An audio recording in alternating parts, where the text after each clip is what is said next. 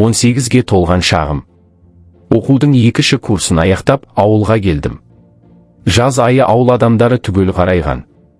Оңтүстіктің аптап ыстығы қойсын ба. Қаладан келген ақ құба реңдімін. Ал жолдан келген соң күні бойы ұйқы түнге жалғасып кетті. Шешем оятты. Айналайын, ау тұра ғой енді, ағаларың келіп отыр сені көруге. Тұрсам етпіскен әкемнің 3 інісі түгел жиылыпты.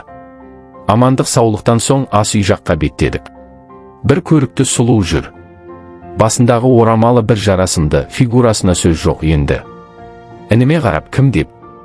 Ымдасам ағамның әкемнің інісінің жаңадан алған әйел екен. Жеңгеміз кетіп қалып, ағамыз ауылға жаңадан аптекада істейтін осы сұлуда алыпты. Жасы 25 тер шамасында. Ағам кенже бала болған соң басқаларымыздан жағдайы жақсы, атадан қалған мал дүниеге сол ие. Содан болар мына бикештің де тез сынғаны. Сөйтіп жүріп жеңгеймен де таныстық. Өзі сұқтана қарайды екен адамға. Сендей сұлу қайным барын ағаң айтпаған деп күледі. Содан күндер зымырап өтіп жатты. Ағам көкпара ұстайды. Үнемі көкпара қайда болса мейлі алыс болсын қалмайды. Бір күні ағам мен менің інім көкпарға кетті. Әке, шешем көрші ауылға тойға кеткен. Жеңгемнің үйіне барып отынын жарып беріп айналшақтап жүрмін.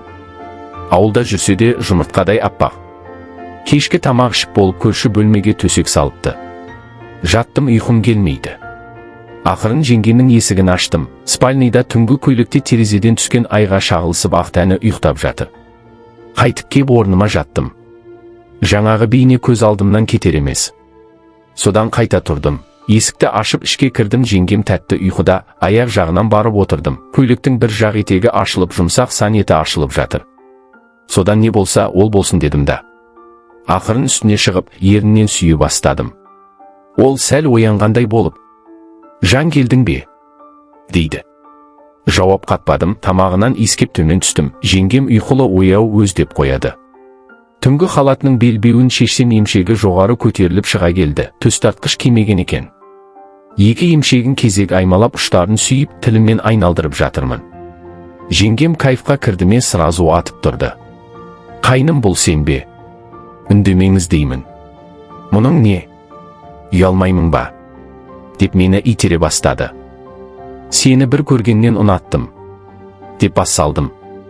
Үстіне шығып алып сүйіп жатырмын. Ол тыпыршып қарсылық білдіріп жатыр.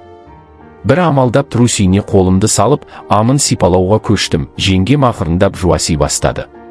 Содан емшектерінен сүйіп, кіндік тұсына кеп, ақырындап трусиін шешіп амының томпиған бетін иіскеп, сүйе бастадым. Жүндері аздап өскен амында керемет тәтті иіс бар екен. Одан сайын құмарым артты. Содан амының клиторларын сүйе бастадым. Жеңгемнен «Ох, жаным» деген дауыстар шыға бастады. Амның ішіне тілімді салсам от болып жанып тұр. Сора бастадым. Жеңгем бөксесін барынша жоғары көтеріп бұты талтайып өзінен кетті. Шаштарымды сипалап, жеті аспанда қалықтап кеткен. 10 минуттай жаладым. Жеңгем сол уақытта 2 рет ішін босатып үлгерді. Содан ақырындап аяғын керіп аспабымды күнтимеске сүңгітіп жіберіп ақырын изей бастадым.